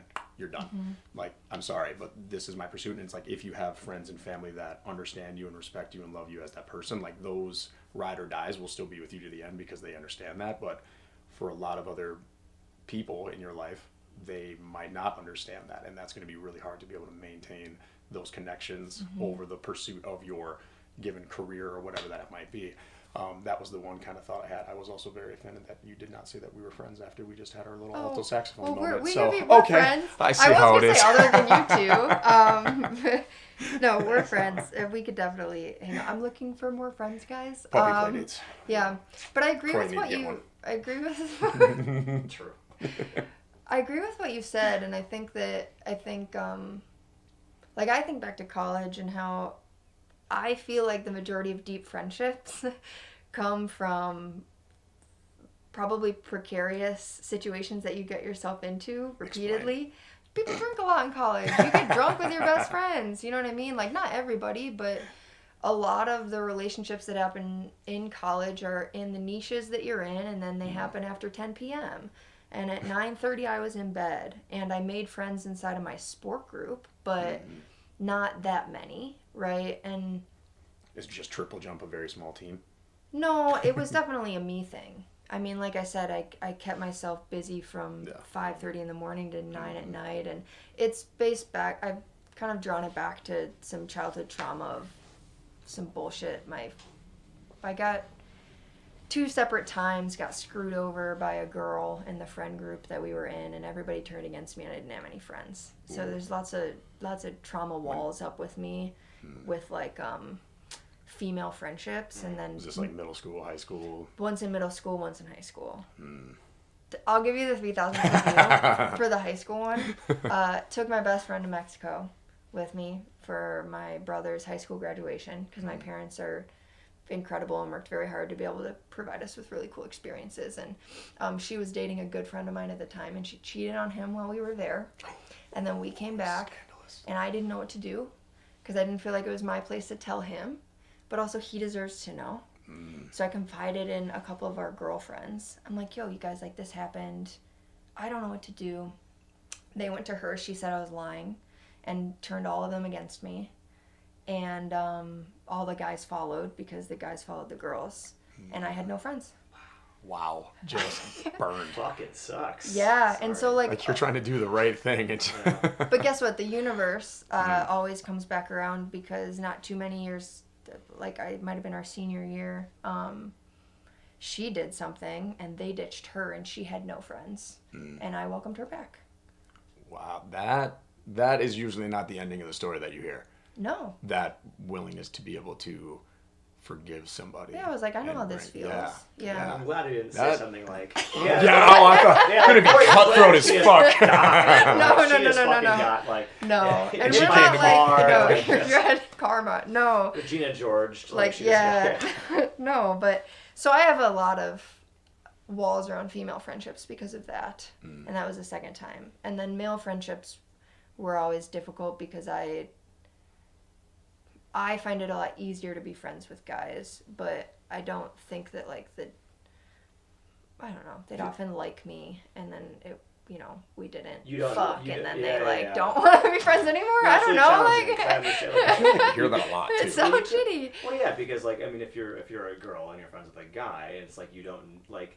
There's this. You want to have this trust in this person that like, hey, this person it's platonic, right? But you don't know because there are, I'm sure, times where you were friends with a dude and like maybe they try to do something and you're like, no, and then yeah, or he's like, oh, I have feelings for you, and then I'm like, oh, I don't have feelings for how do you. you navigate that? So, and then it's like, okay, well, we can't be friends anymore. And I also think this is an interesting conversation I was having with someone, because I'll meet people and you'll have to give me a guy's perspective.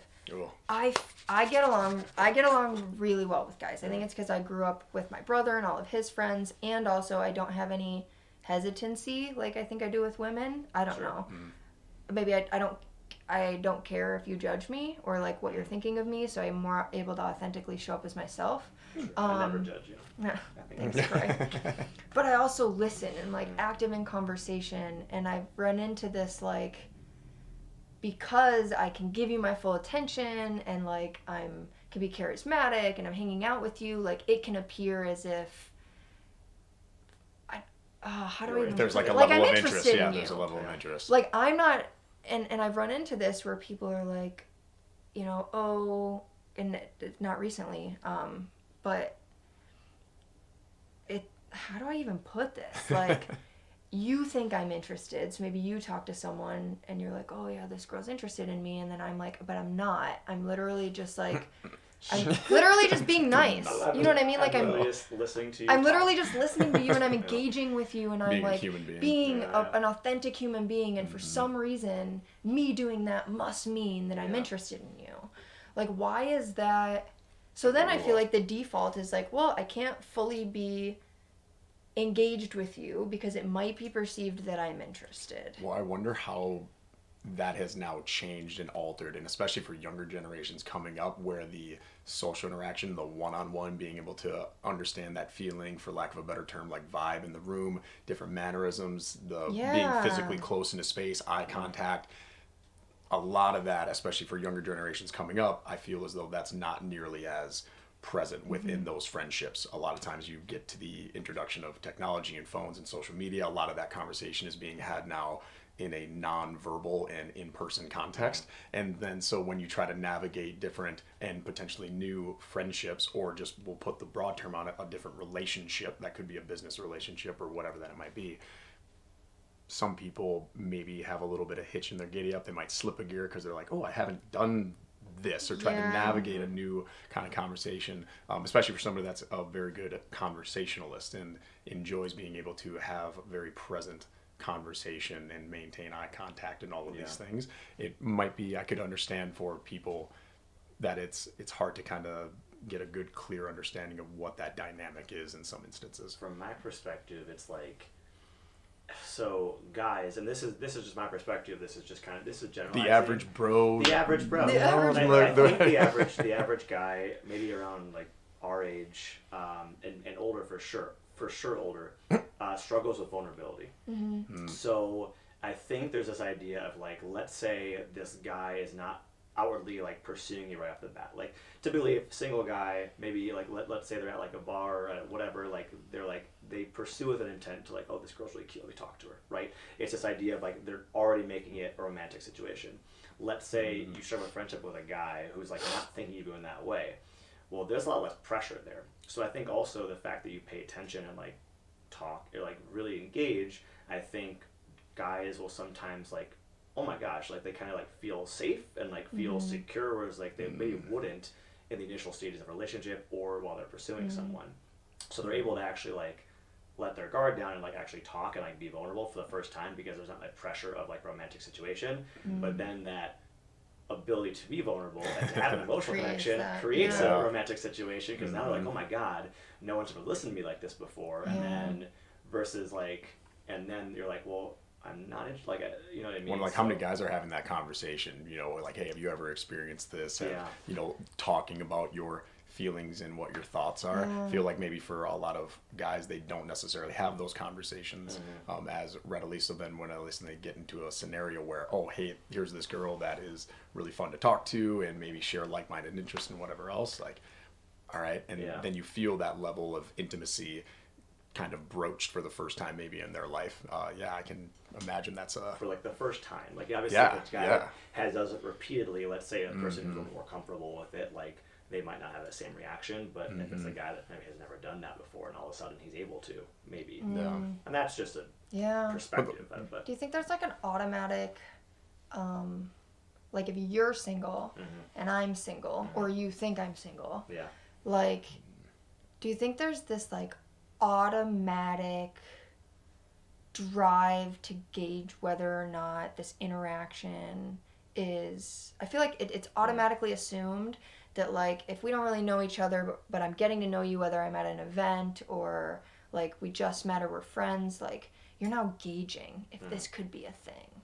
Like to me, I feel you're saying like both individuals in that instance are single, or you're just saying regardless, or perceiving themselves. Like I would I say just that's fair. met you. I'd say that's fair. It's like, oh, this girl's talking to me. Maybe she because to me, I'm like, if I go up and talk to someone, my immediate thought is not like, let me see if we click so that this can be a thing. Well, what are you also going on? Are both parties involved on that same perceived level of attractiveness? Are you going to go that route as well? Like, oh, okay, they're like, this might be something I'm physically interested in, and then the girls also, you know what I'm saying? Like, does that That's switch? Because interesting. I think Because that also changes the if I found dynamic. someone really attractive, I might approach it differently.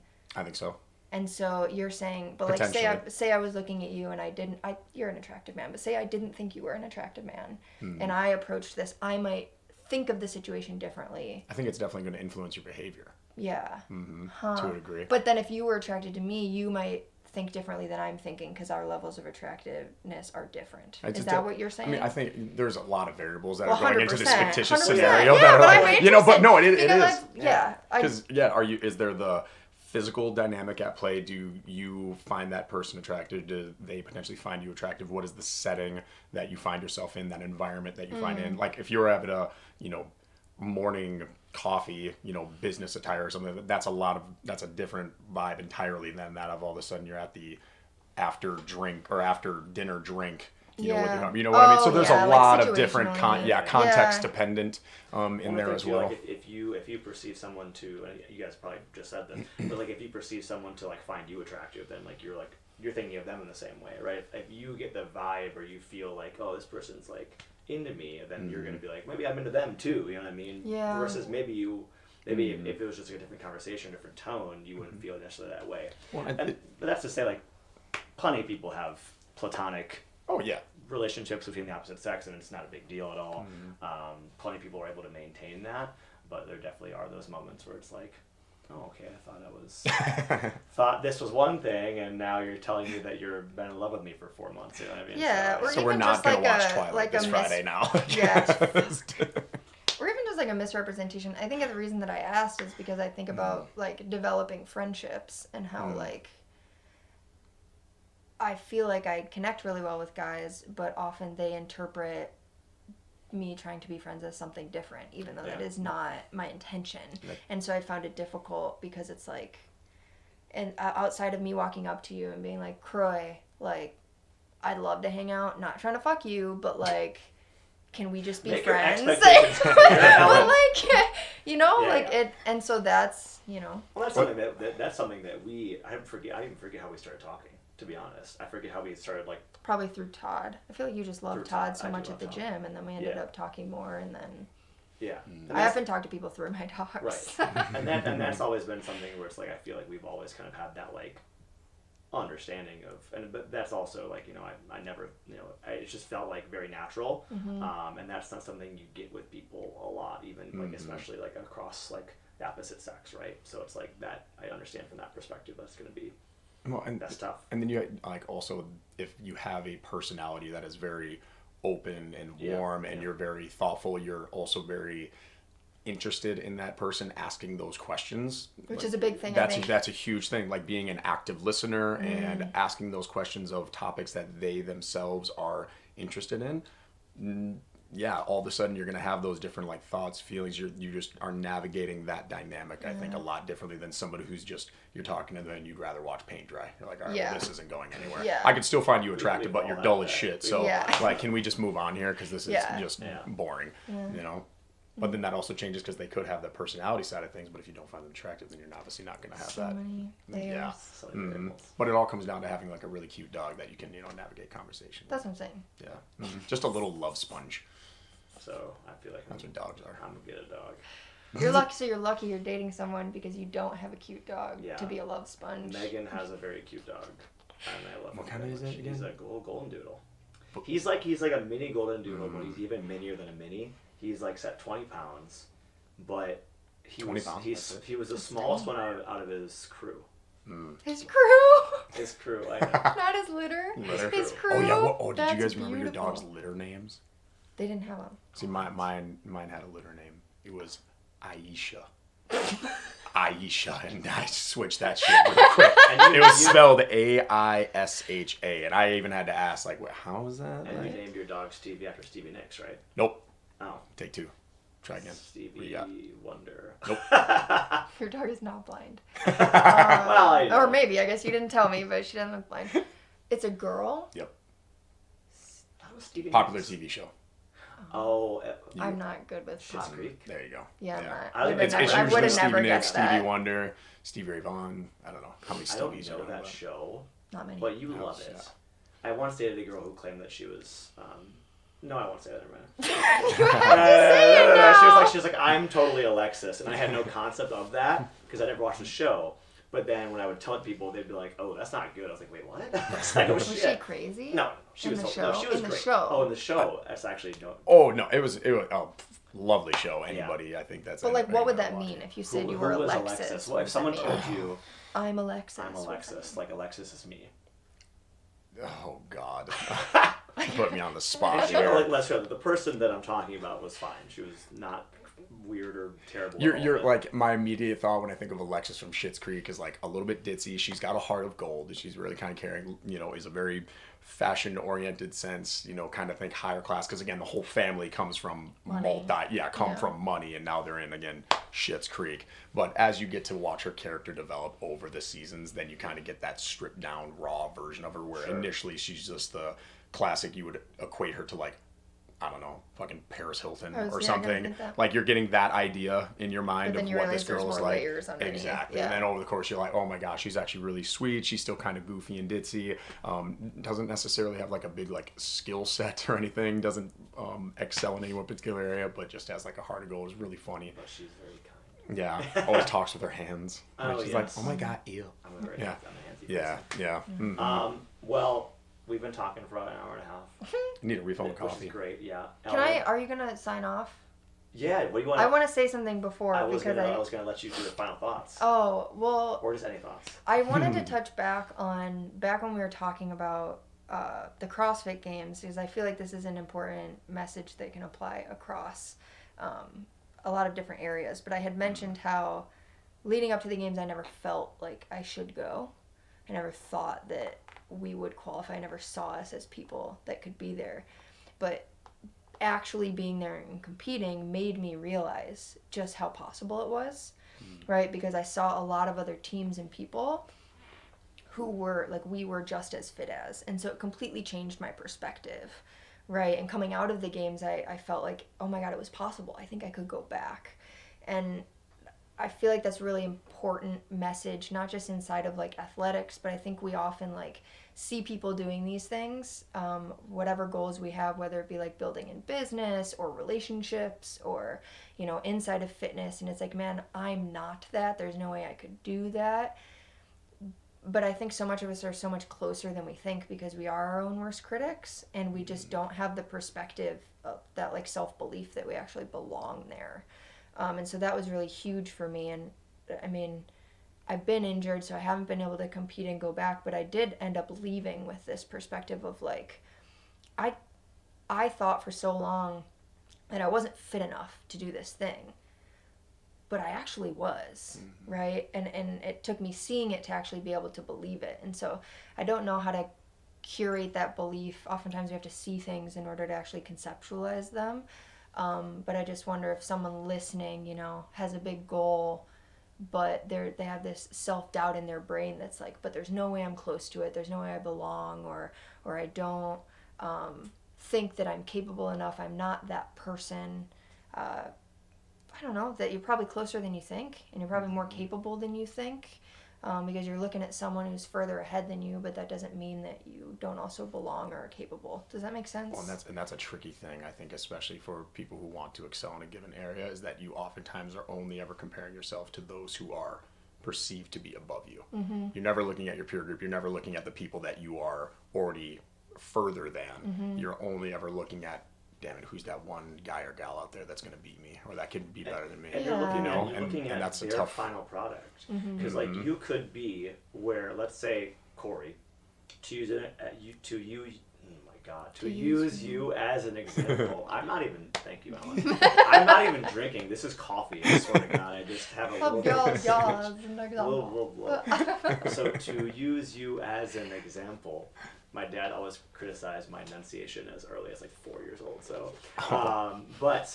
you, let's say you were comparing yourself to Matt Frazier, right? Matt Frazier, for anybody who doesn't know, is like the pinnacle of CrossFit Games, at least for like an individual male perspective. And you were like, man, I'm never gonna be as good as Matt Frazier, because you're looking at Matt Frazier after he's won 5 fucking titles, like in a row. Yeah, you're not as good as he is at his peak, but like you could be where he was at a certain point of his career. Maybe. You could be where like if you're listening to this and you're, well, I don't know, whatever, you could be where someone higher than you was at one point. But if you're comparing yourself to the final product, well, yeah, you're not there yet. That doesn't mean that you couldn't achieve that, right? Or that where you're at isn't also like a huge achievement in itself, right? Like, I think we often forget that someone's probably looking at you wishing they were where you are. Oh, that perspective is right? so important. And those people looking, like the fact that you're doing it means a lot to them. Right, and that's not to say that we should ever do anything for other people or for the people that are watching, but I'd be willing to bet that everybody has a community or a subset of people, like, watching them do their thing, that, like, it is inspiring and it means something to them, whether that is your children, whether it's your friend group, whether it's, you know, people from high school that you don't even know that have been following you on social media but love that you're, you know, trying to go run a half marathon or something. Like, the fact that you're even trying to go achieve your goals is serving as inspiration to someone, right? And that, like, again, don't do it for them, but there's got to be some sense of, like, pride, and it has to fill your cup up knowing that, like, man, like, me going after this is inspiring someone. Means something. And I think that's why ultimately the gym in particular too is such a powerful community of individuals to surround yourself with on a daily basis, because at least within the health and fitness side of things, like, that is wherever level you do get to from a health and fitness standpoint, and you could just talk broader in sport, like 100% of that is earned. Like, you can't just all of a sudden put on muscle, run a sub 4 minute mile. Like, everybody that you see within the gym or wherever they're at within their career, they've poured in blood, sweat, time, tears to be able to get to that point. And again, who cares if you're necessarily at Jordan level or Fraser, Tia Toomey, whomever that might be. But when you walk into the gym and you see your regular mom and dad, grandpa, grandma, whomever that's in there, you recognize, like, oh, we're all in here together. We're all in this pursuit of actually just holistically bettering ourselves, because we understand that once we get into the gym, we put the time in, we put the effort in. This is going to not only translate over into my physical health and fitness, but this level of discipline that I'm showing to show up for myself every day, that's going to start to translate over into other areas of my life as well, and how powerful that can be. But being in a community of like-minded individuals like that, I think is so incredibly powerful. Yeah. Well, what do they say? I read a quote. It was, if you look at the people around you and you're not inspired, you're not, oh God, what was it? It was like, you're not in something, but you're in a cage. I don't know what the term that they're saying you're not in. I fucking ruined that moment, man. It would have been so cool if I remember. That was dope. Hell yeah. But it's like, you're not, if you're not inspired by people, you're living in a cage, is what it is. Well, and I've also heard the other one where it's like, okay, if you look around yourself and you see 5 smokers, like, you're going to be the 6th. Yeah. You know, that kind of thing. It goes both ways. Like, look at your peer group, look at who is around you. Because again, that is going to have a major influence on the trajectory of your life. Or I should say, it can have a major influence on the trajectory of your life. And even putting yourself, I think about, you know, some clients that I've had who maybe have family situations. You can't choose your family all the time. And maybe, you know, a lot of your circle you're looking at right now and you're not happy with it. But even putting yourself in a different circle for 1 hour a day, right? Even if you have one friend that makes you feel inspired, right? It's like, spend more time with them. Like, get yourself, doesn't have to be every person, right? You don't have to cut out of your life all the people that don't inspire you, because you might be the one that's inspiring someone else. But I do think it's important, like, at least start with finding one place like the gym, or one person that you can be with that inspires you to, you know, be more and do more. And it's just so important. When it goes back to that question again, to bring it like full circle, when was the last time that you asked yourself, when did you try something new? That thing that you maybe have been thinking about doing for the last like 6 months, 6 years, all of a sudden, if you do take that moment and initiative to show up for yourself and go to that gym, go to that dance class, go to whatever, that could be the biggest turning point in your life at that point. And just how incredibly powerful understanding and recognizing that can be. And for anybody that might be listening, you could be in that moment right now. Take the plunge, take the dive, go pop yourself into the gym, go take the dance class. For all that you know, that could be the biggest turning point of your life moving forward. Yeah, I think about that a lot in decisions. given the amount of freedom that I have, I always think like, man, you're one decision away from an entirely different life. Mm-hmm. And obviously the more factors you throw into it, the more it has to, you know, somewhat remain the same. But like every decision that you make can result in a wildly, entirely different life than the one that you have now. Mm-hmm. And I think we often forget that those possibilities exist. Mm-hmm. And it's pretty astounding. And don't lose that pursuit of where ultimately you want to get to for the present moment either. Take those times when you're cuddling with Todd or you're on your walk with your dog to really appreciate, look at how far you've come within your life, the struggles, the hardships that you may have had to endure for a reason at that point, the things that you have learned, and it has now gotten you to the point where you're at and is going to continue to, again, build you towards the person that you want to become. And then before you know it, you're kind of standing in your dream, the dream life that you wanted to be, the person that you wanted to be. Mm. Do you feel like anybody, not to, Croy, we're just continuing this podcast. It's fine. It's going to be like 2 hours long. Do you, Y'all gonna love it. you talk about dream life. Do you think that, I feel like the dream life that I had once is no longer the dream life that I have. Do you feel like you ever get there? I don't know that you ever think it's arrive. like, as Miley Cyrus once said, it's all about the climb. Oh, man. Seriously, no, I'm serious. So I think like It's all about the climb. I feel like there is that kind of like, and I mean, for athletes, I think too, it does play, like it does ring really true for athletes because usually you are focused on a goal, right? You're focused on winning a title. You're focused on like becoming the best leading scorer, winning the games, whatever that is. I think in general, you have to appreciate the little moments that lead up to those things. And I think your dream life is a collection of those moments where it's like, you know, I could look at Instagram at any point and see people fucking traveling to every which way, accounts that are always posting from a new hotel, from this or that, and be like, oh man, that's my dream. But it's like, what is it though? Like I might do that. I might go to like, you know, become a travel whatever, and I'm like, this fucking sucks. Like you never know.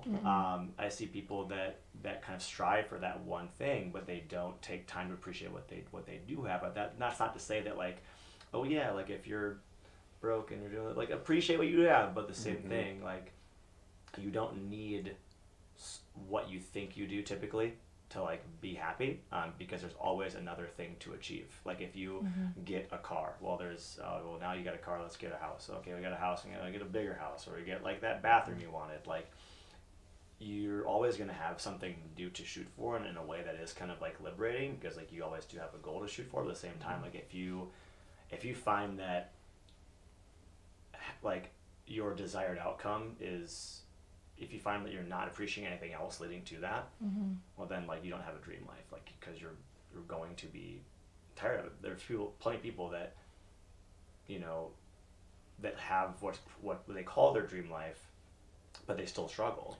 Well, yeah, because I think it's back to the phrase of like, wherever you go, you take yourself, and you think you need things, and having things will make you feel differently, right? And I think the dream life comes when you're like content with yourself, and then you're content with who you are, and I don't say this from a place of knowing, right? Like we're guessing, but like I'm not saying that I'm there, yeah. But I think there is, you know, the more and more decisions that I make, acknowledging that like I'm almost 30, and not that age means anything, but I'm like, I guess you're never really out of the fuck around and find out stage. But I do feel kind of like, I feel like more of a desire to build something than to just try things. That's a good distinction. Yeah. Like I'm like, oh, instead of just, I am trying new things, but also what am I trying to build for myself? I feel like it's with all the decisions that I make, it's not I need these things. It's like, you know, how do I become really comfortable and confident in myself? And then you can go to get those things, but the joy comes from the fact that, like, I know that I did it and I got it and I put the work in and I loved who I was along the way and I proved to myself that I can do it, right? But all of that, enjoying the journey, I think, I'm hoping, comes from, like, knowing who you are, right? Yeah. And then just, I don't know. I think that's what we all want. And when people are unhappy, it's because they're disconnected with themselves and they're trying to fill that void with money and things, because maybe if I'm traveling and I'm going to all these new places, I'll feel differently. But like, you're going to go there and you're still going to be you. Right. Right. So if you're not happy with you, it doesn't matter where you are. or maybe it does, but then, you know, the facade wears off at some point. It's really exciting and you have a lot of adrenaline, but then you realize that you still have the same thoughts inside. Well, I think, again, kind of the idea of comfortability, like striving for those things can oftentimes be your downfall. Like you're almost, in a way, kind of digging your own grave if, again, you're just living the same day on repeat. You're never trying to challenge yourself. You're never trying to grow, expand yourself in your knowledge and your physical ability, whatever pursuit that it might be. Again, I think on a day-to-day basis, you need to do something challenging, do something hard to continue to just kind of like hammer that nail. If you just get comfortable with your day-to-day job, your activities, and you don't try new stuff, or you don't have a pursuit, you don't have an end goal that you want to continue to go, you're just, I feel like on a hamster wheel, just kind of continue to spin. Well, I think like of the fact that, if you could pay a dollar amount or pay something to achieve a great outcome, let's say Kory, you could pay $10,000 and like magically you'd win the CrossFit Games. Like you'd be up on that podium and you'd be like, this doesn't really mean that much. Like you might be excited that you're there, but for the most part, it's like you didn't do anything to get there. And I think that feels hollow. You might be satisfied in a very short-term sense, but long-term, it's like, well, it's about, because every step of the way builds you as a person and grows you as a person, right? Like the challenges that you overcame getting to that podium mean more than the podium themselves, right? Because then that has built your character up. Like winning, I mean, this is again my perspective, but like winning the act of winning does not change who you are, change you, or like build you, but it's what you did to win that changes you. It's building a winner, like what we call like a winner's mentality, or building a confident mentality, or a mentality that sees obstacles and goes around them or works through them, rather than like, oh, if I won but I never faced any hardship doing it. It doesn't feel as good. You never faced any challenge doing it, then it's like, well, then what happens when you face challenge? There's I've read half of this book called Do Hard Things. You didn't skip ahead to the ending to figure out how, So you sorted it over thing, reading it. By Steve Magnus, and he's talking, by Steve Magnus, and he's talking about like, the resiliency that kids have growing up, and if kids never face any sort of challenge, like it's not bad for kids to lose. Like if you're on a rec sports league, and I don't agree with that. Like, oh, fuck these participation trophies. I think that's a really extreme take. And we're here to not give you any polarizing takes. But I think there's that idea of like, it's okay for kids to lose. It's okay for kids to... You should lose. You should learn how to lose. I didn't learn enough how to lose when I was younger. I won everything. It's and I won't say it's difficult for me to lose. I have a fear of failure because I didn't fail enough to learn to accept it. You didn't see what that looked like when you were done, and like you lose, but like you're still the same person. Like no one told you that fuck you, you're done. Like, and maybe losing is also, I mean, failing is a good term too, because losing, it's like we've all lost sports games, and that's not a failure. And that can also be a level of just chance of just, all right, the way the ball spun, the way, and you didn't have as much control in that instance in that loss, but a failure, I feel, at least as to how we're kind of describing a little bit, failure to me seems a little bit and resonates more with like, all right, that took a little bit more onus on what I was in control of. Sometimes the loss, all right, it rimmed out, it bounced the wrong way, whatever, my foot slipped, it didn't seem like I had that much control in it. And it's so fun to hear high-level athletes, like, yes, they're proud of their championships, they're always stoked about those, but the ones that you always hear them talk about are those losses. The time that they lost the championship, they, missed the game-winning shot. Those ones stick with them. And then once their career is fully over, the thing that really sticks with them the most is like they just wish they could be back in the locker room one last time with their teammates, with their friends, that area you might find yourself in right now. You might be mid-season hating going to practice, like, oh my god, I gotta drive into the snow and do this thing again. Like, those are the days that you're gonna miss. Like sitting there on that field, I remember for myself, like the last high school football game, like it didn't even hit me until I looked up at the clock in the fourth quarter and there was 40 seconds left counting down, and I'm like, oh, this is it. I'm like, I'm done playing now. One of the sports. It is such a unique experience, and I feel like you don't understand that until you actually fully go through it. Like you hear about it all the time, like, oh, you got to take this opportunity right now and run with it. You hear it all the time from your parents and everybody else, like, got to enjoy that, like this is the time of your life, and you don't appreciate it until it's gone.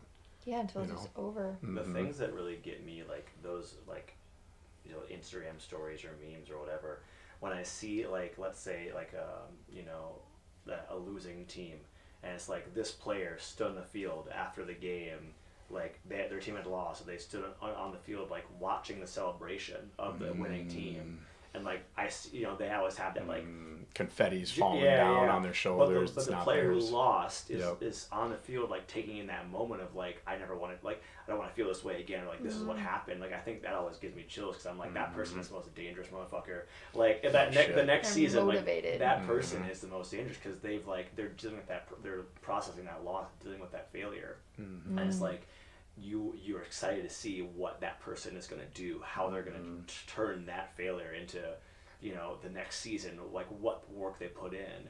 I think that shows you more. I mean, like the common adage is like, you learn more from losses than you do from wins, or learn more from failures than you do from successes. And I think like that, I mean, that rings true. I mean, like, for sure. That's why we all want to root for the underdog, because like we've all been in that spot before. We've all felt like that. We've all felt that failure. We've all had that loss, and then to know what that feels like to climb up that hill, and for it to pay off in the end. Like that's the stuff that resonates with the greater populace. It's like hero exactly. Journey, isn't it? That's what you archetypes, want. The feeling of knowing you gave like 100% and like you still lost, like that's I remember, I think back to this is a personal story of mine. So Legion baseball, it's like a summer, like high school baseball typically, and I remember playing like the summer, maybe right before my senior year, maybe right afterwards, can't remember, but our team was like really bad. Like during the season, I don't know, that's much we're fucking around. Like there was a bunch of us, and we were really like, we just didn't do very well. But in Legion, in summer baseball, like you all go to the playoffs, doesn't really matter. Well, we were really bad. So, yeah, exactly. But we go to the playoffs. We win our first game. Wild, like all of a sudden we start, like the bats start coming alive. Like we get some great starting pitching. Like, and then all of a sudden we're playing like one of the best teams in our like conference or whatever. Fuck you, Holy Angels. And stick to it, Holy Angels.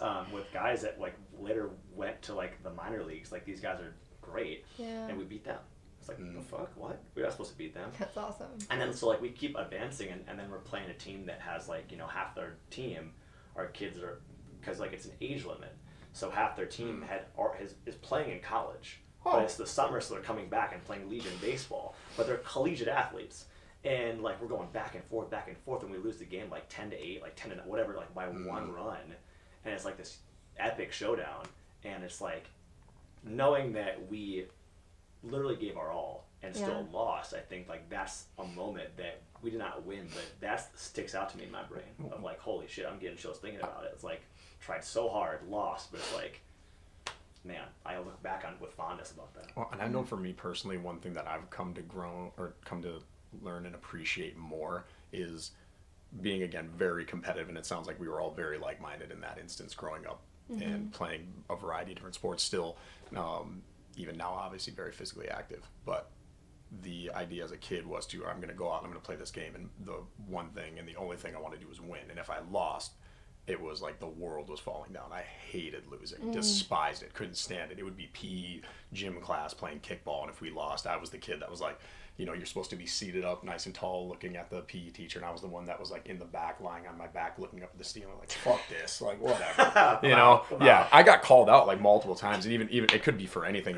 It could have been so dramatic. Oh, I just loser. But 100% could have been pool. I got so many different stories I could share about that. But what's been cool now is as I've gotten older, it's not whether I won or lost. I just like the competition. I like being able to, let's see what I'm capable of, what I've kind of built upon, the skill set that I've acquired and continue to try to drill day in and day out. And I want to also go up against this other person who has that same like-mindedness, and just to, see what we can do. And now it's the love of the sport. It's the love of competition. And at the end, I just feel so much better about those practices that I do, and actually kind of keeps me coming back day in and day out, because I'm not viewing it as like, oh, lost that workout, oh, I got destroyed in this Metcon, oh, still can't like quite get that skill set down to this person above me, or that I perceive to be above me. Now it's just like the joy in the participation and the camaraderie and the competitive element of it, and I could care less as to, well, maybe not so much. I still, keep a look on the leaderboard and stuff as to who I'm playing. Or if Croy beats me in, horse, I'm gonna be like, all right, well, I'll get him next time. But now it's just fun. It's fun to. I beat you a horse like one time. Got to get back to basketball. Well, apparently I was got a pretty wicked handle. Yeah. Apparently too. On Basketball. not good enough. Not anymore. Remember Mickey Facino? Yeah. Oh. Yeah. I had a pretty good jump shot, and I was fast. I was just very good. She would just jump 2 times on one leg and then to the other and then shoot. It was like a weird I Euro was scrappy step. and I played great defense. People Sure, were lazy on defense, and so I think my greatest strength was just. We didn't even talk about your fighting. Oh. Because now that I think about you playing defense, I'm like, holy shit, yeah, you'd probably be pretty, like, intense. Wait, so fighting being what? Oh, God. I did kickboxing. I was getting ready for an MMA fight, but then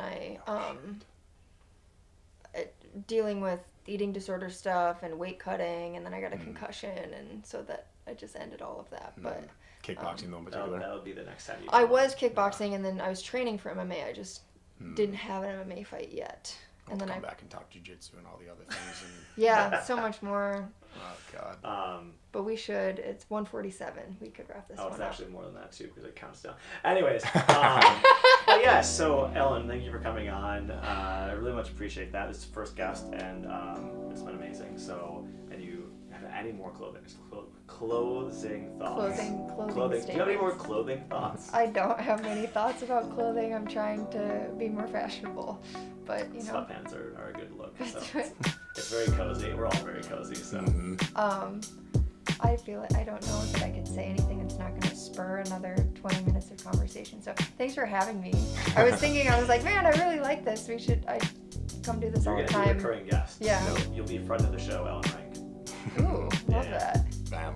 I love that. Well, anyway, so you can find us on all the podcast platforms. Yes. Wherever you All three listen of to them. your podcasts, find the That's Average class. Bro Gym podcast. Yep. It was.